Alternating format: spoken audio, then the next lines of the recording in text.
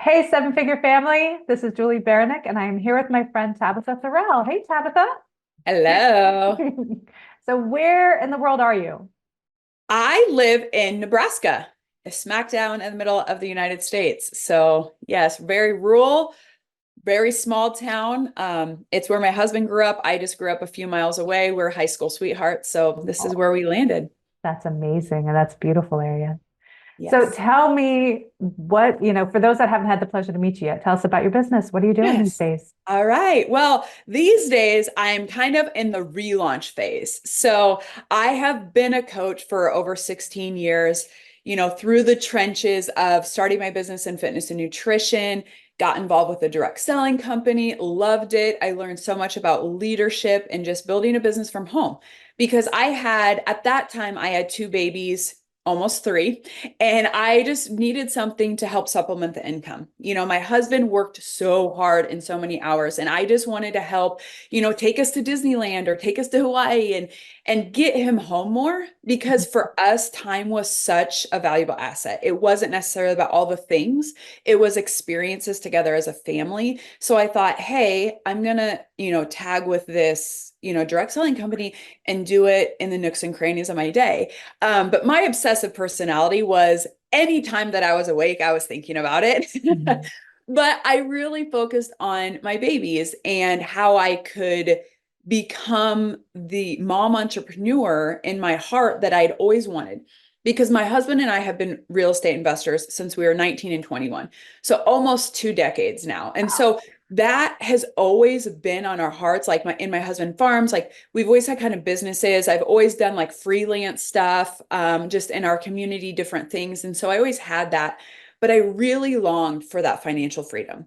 And when I got involved with a direct selling company, which is I love direct selling companies for someone who has never really been business minded because it really sets somebody up for success. It gives them, they don't have to worry about fulfillment. They don't have to worry about like customer service. They just get to help people. They just get to go out, take a product or service that they're selling and help people. And that's what I did. I loved the supplements. They made me feel amazing. I lost a lot of my baby weight. So people were asking me about it. So it was really natural. And I was building businesses and I was helping people, families in our community and beyond earn extra income, which was significant because even an extra $1,000, $2,000 a Mhm. month was life changing, Yeah. like life changing. So I know you have a lot of audience of like 6, 7, 8 figure earners, but if they could take themselves back to when they first started, that first couple $100 even is like, wow, like I can buy name brand shoes for my Right. kids, or, Yeah. we can plan a trip to Disney World and not have to worry about every little, cost of it. We can just kind of splurge. And so that's where it started. And then in 2018, I'm a believer. So God whispered very loudly to me that I needed to branch out on my own. And I was so scared because I kind of hid behind different companies. Like I said, like I started coaching, but it was for other people. It was not mine, and I was doing this direct selling company and it was behind a company. And so this was me. And I was going to like grow this to like have employees or contractors and sales and marketing and all these like things and words, SOPs and SAS and all these words that I didn't know. I was like, this is a whole new language. I just wanted to help people. But God again whispered very loudly. So I just obeyed and I just jumped in and I bought my first high ticket coaching program to help Wow. me. And it was scary because I had a lot of emotion attached to that money. That money was my husband going out and trading time for money. That was time that my husband had to work instead of being home with us. And so I had to get to work really fast. And I did. I was able to launch it and was successful and had people. And that was because I loved on people. The company that I actually worked for, or I mean, that the coaching program I actually got, it was great at setting up the company of what I needed to do, but they were not real great at like sales and marketing. They Right. were just kind of like, build it and they will come and post a video. And No, I'm it like, doesn't work that way. no, it wasn't, it was not that. And, I didn't have a big Instagram following, to where I could just post a video and have that, but I had a lot of really great relationships. Mhm. Like I did a lot of organic marketing of like, hey, come into this, try this, do this. And so I saw success. And then it morphed into like a lot of people were wanting more transformational personal development. And so I did that and I loved it. And then as we know, COVID hit, which really for me and that, it wasn't COVID that like made me shift back. It was the fact that we had baby number 4 and baby number 5 back to back within 14 months. And so from 2020 till 2022, it was just me, even 23, like it was just me taking care of those babies. And I had 3 older ones that Right. needed me. And we had real estate and I was invested in that like property management stuff. So there was a lot of like shifting and I like to give myself 100% wherever I'm at. So I knew this past summer in 23, like I really wanted to invest in my business. I knew if we wanted the true financial freedom that I was going to have to make some choices and say no to some things and yes to some things and hire some people. And those were all hard for me because I had a lot of attachment and control to what I was doing. And so I had to really look internally. And so your audience might be at that place where they really need to hire some people. And even for me, it was like a housekeeper, a nanny, like even at the home, like I needed to hire people at the home so I could do these things. And then a VA, somebody to help me with sales and marketing. And I was going to have to allow it to come into my world and do the things that I needed to do in order to still be a significant parent, like there most Right. of the times at every game, every event, those type of things, but also treat my business like a business, not just like a hobby. And so that's what we've done. And that's from June to December. It was really like a lot of planning stages and figuring out the audience I wanted to serve, who I wanted to help, kind of getting out there, speaking a little bit more. And then 2024 was like, all right, game on. And we've just run gangbusters since then and just getting my mission out there, getting my voice out there, my experience out there, helping people. This morning during my workout, I had a very loud voice tell me that I needed to go out and help the moms that need the support. And what I mean by that is a lot of times I look at my parents and I think, I wish somebody would have shared this stuff that I am getting fed to my parents because they could have been great entrepreneurs or would have helped my mom. She had a lot of health issues. And so it's like, if somebody would have reached out to her with these holistic health issues, she might still be here today. And when I was working out, as I'm sure all of your listeners, if they work out or have the shower moments, where that calling of who you're meant to serve, why you're doing it is still in there. And Mhm. it was very clear as day, like I have to get my voice out there so that I can help the mom that needs to show up for her family in a different way and be there and have those resources and be that encouragement and do that. And so that's just really the path that I'm on. And I just kind of let the spirit lead me and just build the business as a business, like really treating it like a business, not just like a hobby that I could give up tomorrow because I couldn't. I've tried to say, no, I'm not doing this anymore, in those frustration moments, but just really treat this as a business so that it can pay me like a business. So to those moms that are on your heart today, what would you tell them? Just keep going. Take one little step, one little persistent step, like wipe the tears, shake off the frustration, find one thing of progress that you can make on your business. If that's a direct selling, if it's connecting with a lead, going out and finding new people, finding that coach, that mentor that can help you there. It's kind of like you'd shared with me like giving some sort of tip. Mhm. And so like with this mom, if she was sitting right here, I'd say you have to have the vision. And most people do. I mean, like that are listening to you. I shouldn't say most people. The people that are listening to your podcast, they're already like the one percenters, right? So they have a vision. They want that financial freedom. But I'm going to say go another level, peel back that onion and share it with your family, share it with your spouse. Because when I talk with a lot of women entrepreneurs, they're like, my spouse doesn't see it, or they keep getting on me because I'm not making money or whatever. share the vision. And you might have to share the vision every day, but more than just like, I want to make $100,000 or I want to make $1 million or I want to impact 1,000 people. Go deeper. Like, what does that mean for you and for them? Because we are all selfish. Like, even our spouses, they want the best for us, but like, we're all selfish. What's in it for them? Like, if you get there, are you going to forget about them? Because sometimes the spouse, they might have that fear, or the kids. Like, if you reach that mom, then you're not going to be available to come to my soccer games or be there as a room parent or whatever. Show the vision of them, of like what this will do. This is something I do with my kids, is we have trips planned and we have things that we want to buy or experiences or even time just together. And I say, okay, well, then we have to do this. And this is why mommy's doing this. And this is why we're doing it. And I share the vision and I bring them in on it. And I ask them, what do you want to experience? What do you want from our relationship? How do you want us to interact as a family? And I bring them in. When you can bring them in on the vision, first of all, it excites you more because it excites them.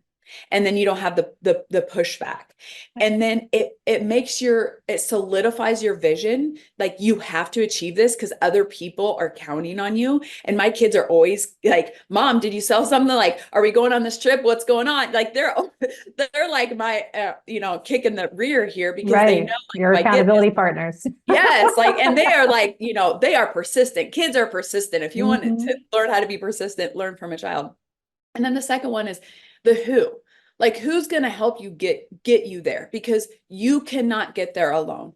And a lot of times people say, I can't afford it. You can't afford not to. You have to find funding. You have to either go out, there's funding agencies available to get you credit, to get you some sort, to get you off the ground, or go sell something.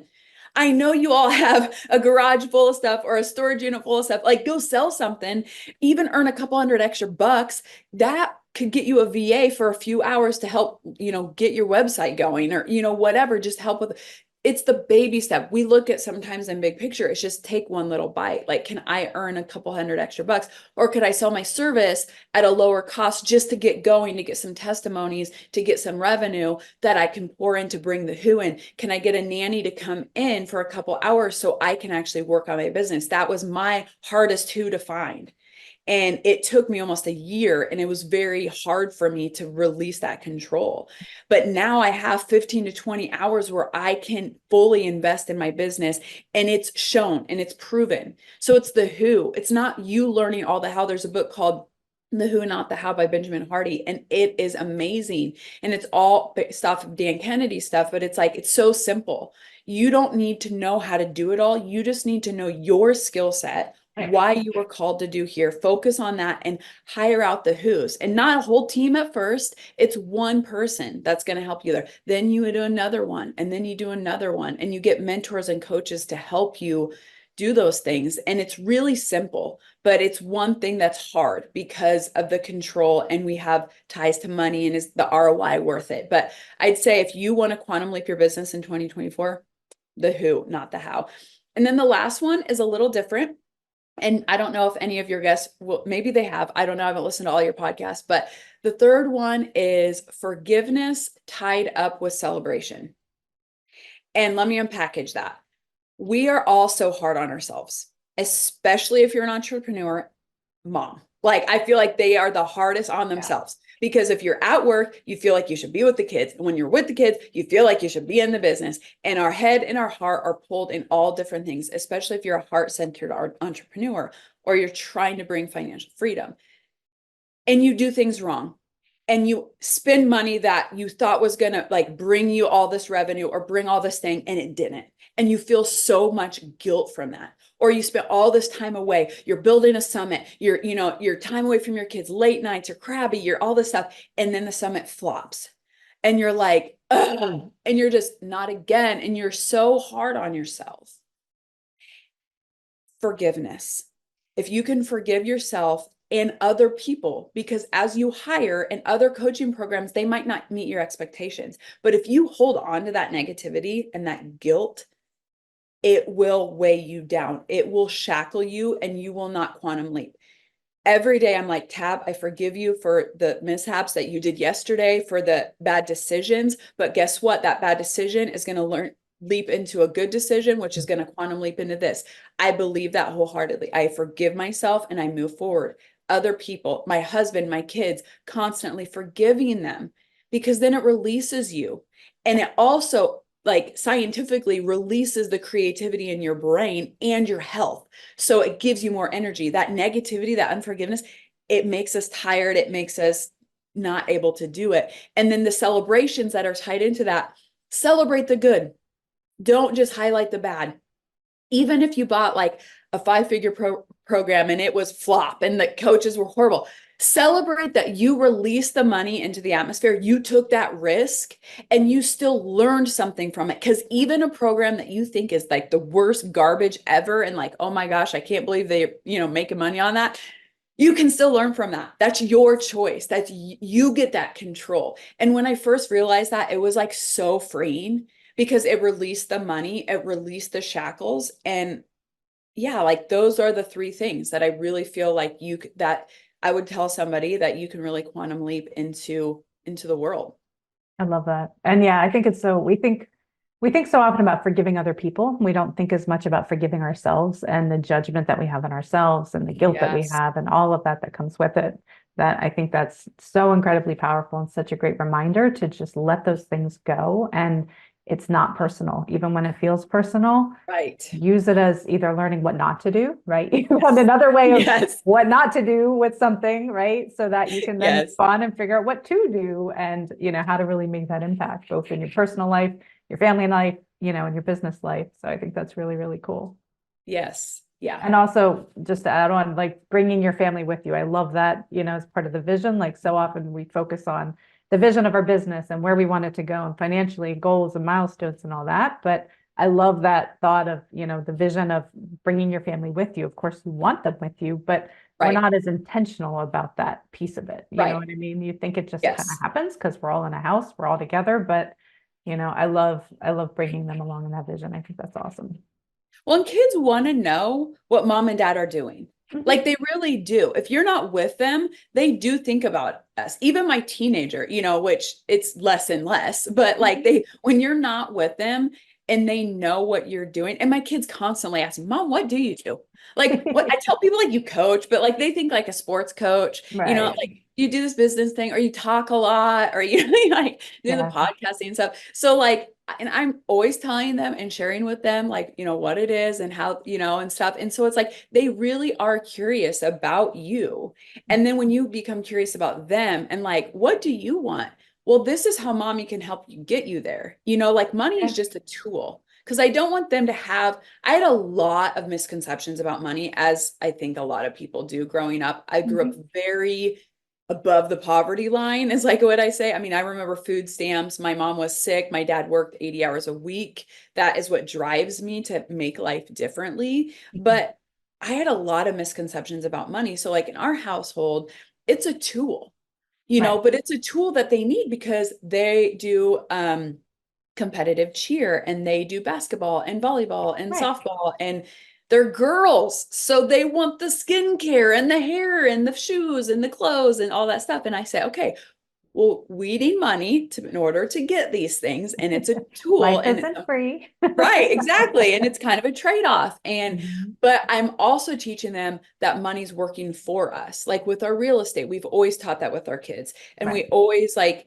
tell them when they're 18, you can buy a rental property and have your roommates pay your rent for you, or you can, like we've always shared with Yeah. them the different things of that. And so I think that's super important to bring them in. Don't discount them even at like 5. I mean, Mhm. when our kids were really little, when we were doing the direct selling company, I had goals and they knew it. And if we hit them, then we would get to go to Disney. So they were cheering me on and they're Yeah. like 3 and 5, Oh, that's they're like, awesome. yeah, we're going to get to go to Disney, and it made it real for them. And so Mhm. we just have always been doing that. And so if you are like the entrepreneurs on here that are moms, or even if you're an aunt, like don't, shy away. Like if you have nieces and nephews or people close in your life, say, hey, when I hit this goal, we're going to go to, the Cayman Islands, or we're going to go up to wine country or whatever. Like bring people in, because then that gets them excited for you. And then it helps you celebrate the wins even bigger. Yeah. And so it's like just whoever's in your life. It doesn't have to just be the mom. Like you have a girlfriend that's your, cheerleader, your travel buddy, be like, hey, when I hit this goal, like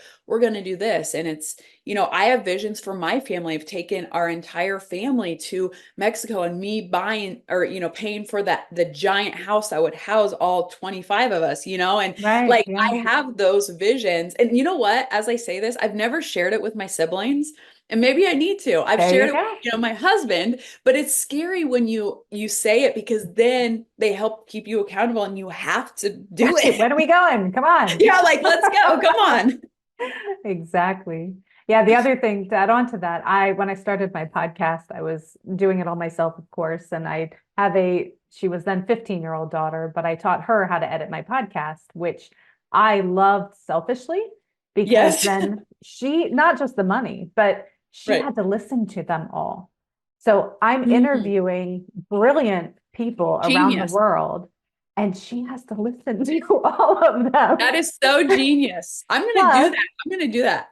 Plus, you get the tax breaks I'm not a tax advisor, but you get the tax breaks of paying your children to work in your business. I think up to 12,000 a year or something like Yep. that you can then write off.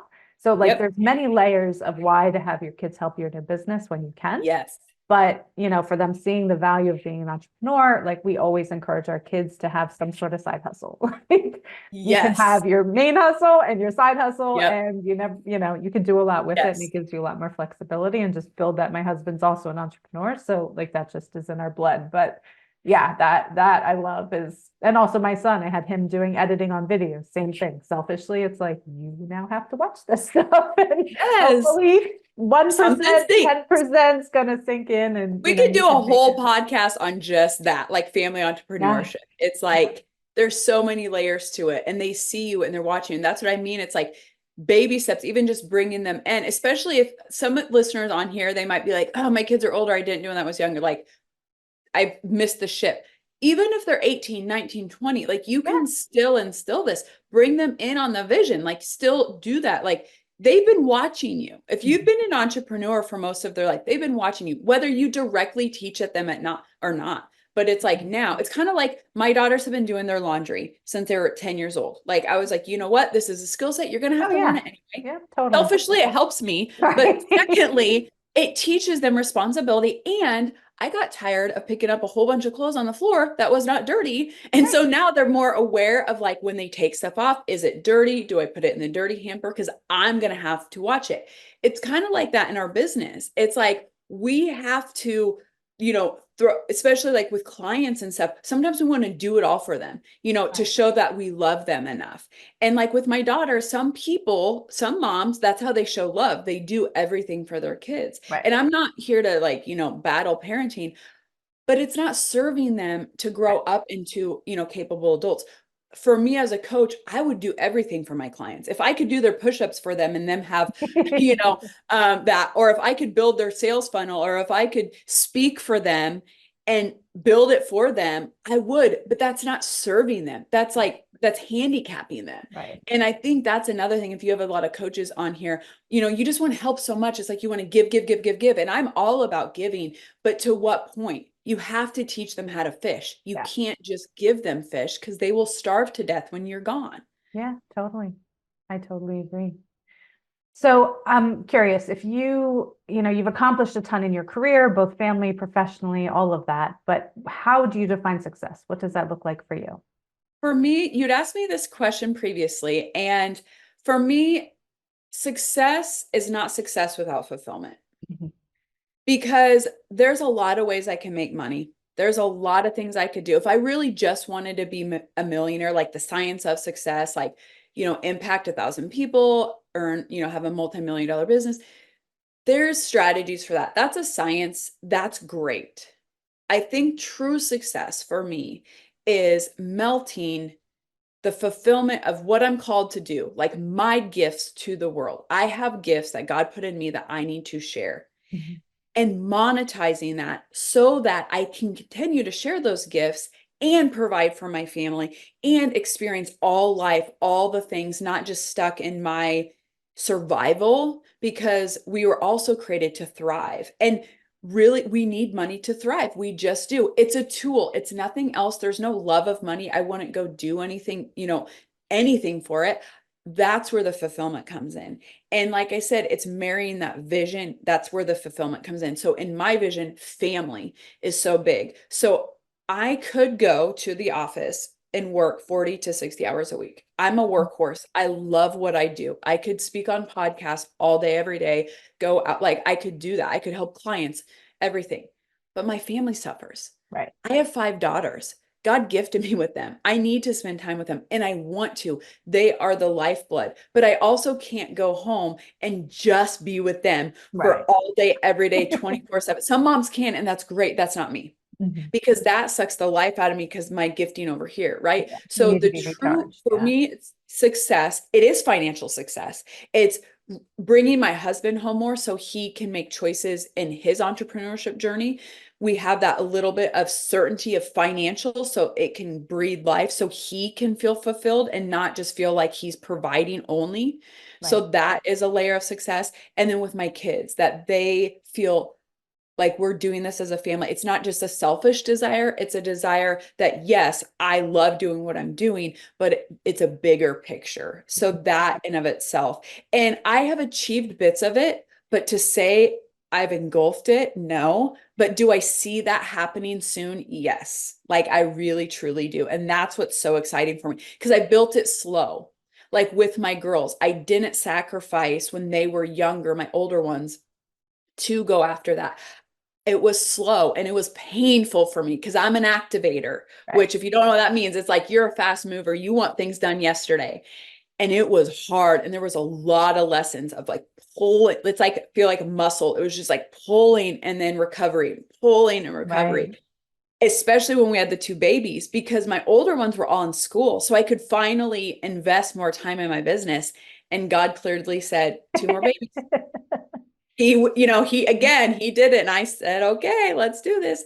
So it was a lot of that. But now I'm reaping all of that sowing and all of that nurturing. And I see 2024, 2025, and I'm just so excited for it because I built those muscles to withstand what's coming financially, what's coming on the business side of things, so that my family doesn't suffer. Because they would have before. If I would have had this success when I wanted it, Mhm. when I really was begging for it, it would have crumbled our family. I did not have the knowledge and the mindset and the strength to be able to withstand it all. So, Mhm. I yeah, love that. I love that. And if you had the attention of the whole world for 5 minutes, what would you tell them? the world needs you. You have a calling, you have a gift. The world needs you. You must get out of your own head, your own insecurities, your own doubts, your own fears, whatever was planted in you when you were 5 years old. You need to rip that out and throw it in the garbage because the world needs you. I don't care if you're an introvert. Introverts have some of the best skill sets. Most of them are like supporters and like especially in like childcare or just nurturing people, one-on-one conversations. This isn't just for extroverts. Like I'm saying the world needs you the way you were created, not to change for anybody else. The world needs you. The problem is we have the world in our head and us in our head. We are the ones that will stop our dreams. It's not the other people. We blame people sometimes, but really we are the ones that will stop building our dream, stop, chasing after that because of the negative thoughts in our own head. Yeah. And so get in front of people that are going to uplift you, especially in the beginning. Find people who will believe in you more than you do yourself. And pretty soon you will start believing in yourself. But the world needs you. Stop letting all the circumstances of the world, of your specific circumstance, stop you. It might not be to be a millionaire. Maybe it is. Maybe it's a multimillionaire, whatever. But you have the control. And I tell this to people all the time. You have a calling on this world, whatever it is, even if you think it's just so small and minute, like everything has a butterfly effect. It really does. That's science. And if you're spiritual, you will know that God did not make a mistake when he created you. He didn't. And we just stop ourselves. And if there's one book that I can recommend for all you believers out there, it's Outwitting the Devil. Read it, reread it, listen to it audible, like crush all the fears and doubts Mhm. because the world needs you. I love that. I love that. And how can people find you online? Like, how can they work with you? Yes. So you can go to Tab Thorell. It's TABTHORELL.com. That's also my Instagram handle. And also there you can go to that website, or I have tabstrainings.com. And that's all my free resources for any area that I've ever coached people, which it's abroad. I put all my freebies. It's kind of a work in progress right now, so give us a little grace, but we're trying to repurpose. I mean, for 16 years, I have a lot of stuff, right? So Yeah. I'm trying to like repurpose any PDFs or little small trainings or anything, just have that as a vault for people that they can go in there. You just put your email address and you get access to all of that. So that's great. And then I have a podcast. This is what I launched in 2024 was What Went Wrong. The it's I interview a lot of entrepreneurs, but really just people where they have failure and where they bounce back. So it's really the untold stories of bouncing back from failure. And then I also share like famous people that we know or famous products that we have that were like accidental, because a lot of people right now, you're creating something and it's not panning out for you. Like it's not what you thought it was going to be. And you're frustrated and you're like, I'm just going to throw in the towel. Well, watch my podcast on the making of bubble wrap, because that story Right? is crazy. It's worth the listen. And so I just share stories that I pull that I find inspirational and I share them, or I interview entrepreneurs that I know that are successful, and we go deep. We go deep into the story, not just like, oh yeah, was bankrupt and then we got out of it. It's like, okay, where were you when you got bankrupt? How did you feel? What did your family think? Give us the nitty gritty, because we want the nitty gritty. We're sick of the surface. We want to vulnerable. We want to connect with that entrepreneur because we find hope. Yeah. We find hope in those And see stories. ourselves in those stories. Yes. And then if we're in a struggle, we think, okay, if they can do it, I can do it. Or their story was way worse than mine. Like, I definitely can get this, right? And we just like stories. We're intrigued by them. So check out my podcast. It's called What Went Wrong. It's on all platforms, Spotify, Apple Podcasts, and also on YouTube. So I film everything and I put it on YouTube. Awesome. And we'll have all the links below for everybody to come check it Awesome. out. But it sounds amazing. I know I'll go check it out myself, and I can't wait to definitely listen to what you've got going on there. So thank you, Yes. Tabitha. This has been Thank a you so lot of much, fun. Julie. Yeah, of course. And if you found value in this episode, please do share it. That's how people find us. And you can find Yes. me at sevenfigurebuilder.com. And I look forward to seeing you in the next episode.